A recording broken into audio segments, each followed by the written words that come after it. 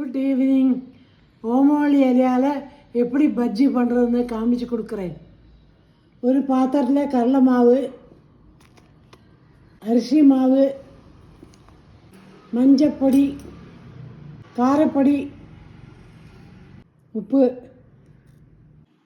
பெருங்காயம், கொஞ்சம் தண்ணி விட்டுட்டு கட்டியாக மிக்ஸ் பண்ணுங்க.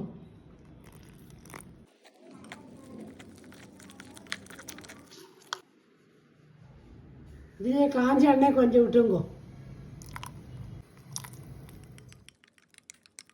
இப்போ இந்த இலையை மாவில் துவைச்சிட்டு எண்ணெயில் போட்டுங்க.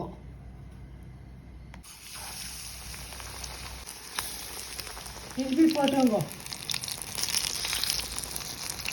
இந்த மாதிரி கோல்டன் ப்ரௌன் ஆனோட எடுத்துடுங்க.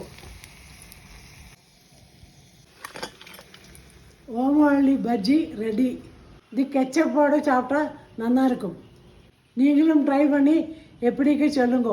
பாய்.